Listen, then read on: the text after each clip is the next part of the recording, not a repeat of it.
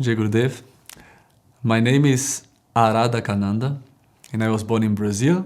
I live here in Sri Pitani Laya, in the main ashram of Bhakti Marga. I met Guruji in 2011, and there is many nice stories I would like to share, and I chose two short ones that really changed me totally and shows how Guruji is amazing and divine.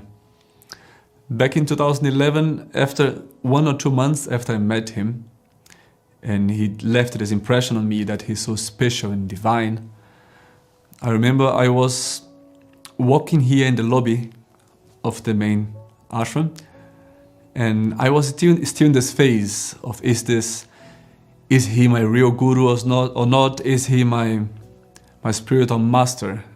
I was going through many processes because I have a spiritual path before him, and I was very strict with it actually.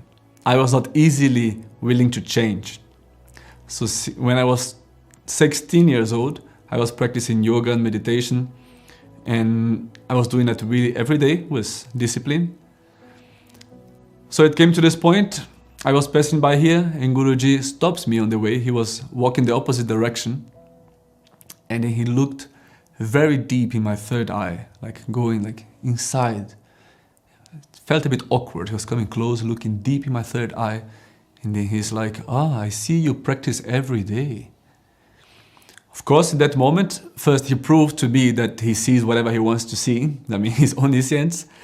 And the other effect was that my pride went a bit bigger. And then he asked a bit more details about the meditation that I was doing, and I told him, and he said, that's just the beginning. So he put me up, and then clearly, it was very clear that he only wanted to humble me. And it even proved me more how great of a teacher he is. So that's how he changed me step by step with all these experiences of divinity and teaching humility, because I always realized with Guruji that the real teacher, he's not making the disciples great, he's making them humble. Greatness is his. Like through us, he shows his greatness, but we only need humility, and it's apparently very hard work. So he's been changing the lives of so many people, everybody around here, everybody that comes to meet him, and becomes my friends, and we see this happen in the life of so many people. And there's another very sweet story that I experienced in Brazil.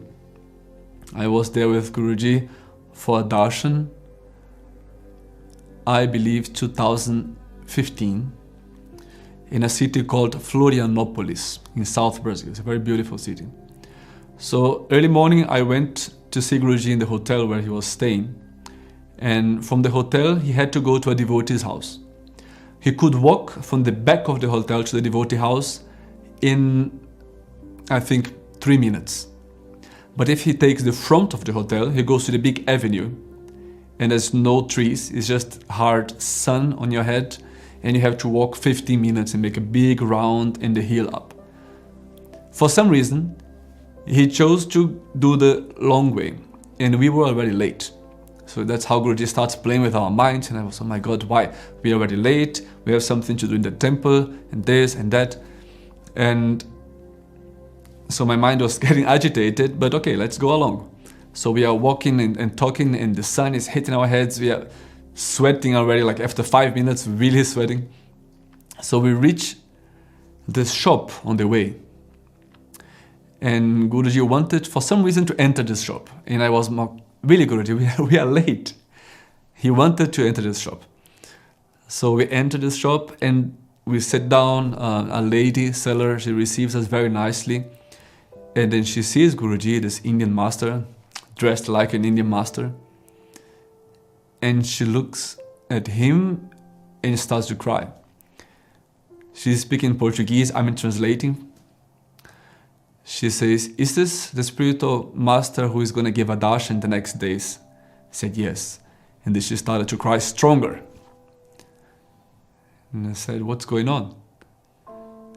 She said, I really wanted to have darshan of him.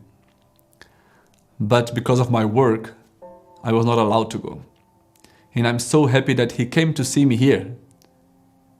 Because he said, I'm a single mom and a desperate mom. She has a son who has a muscle disease, degenerating the muscle, so he has a very specific problem which is actually not curable. And she said, only a miracle can help me, and she's helpless. And she was longing to see the spiritual master who eventually could help her. And she's been thinking of it the whole time. But he could not go because she needs the work, she needs the money. And the boss said, no, don't go there. You have to work. So Guruji made all this long way, delayed of everything to meet this person who was longing for him, this person who doesn't know anything about his teachings, about who he is actually or anything. And then she told her story to Guruji, and Guruji gave her instructions how to help her son, and he gave her something that normally only devotees get. He take the water that he was drinking, half of the cup, he said, this you bring to your son, that's really gonna help him. He gave his Mahaprasad, the water that he himself drank from, to share with his son. And yeah, I was really touched. In this moment, I asked Guruji, so Guruji, do you want to see something in the shop? Because you just arrived. This happened like in 5 to 10 minutes. And then Guruji just ignored the whole shop, stood up and said, no, I already did what I had to do here. Maybe another time we come and I can buy something here. So he left the shop and went up and continued doing what he had to do. So this is the magic of being with Guruji. And this magic has no boundaries. It's not because I was close to him, he keeps doing his magic. So I'm eternally grateful for the chance of being with him in this lifetime. Jai Gurudev.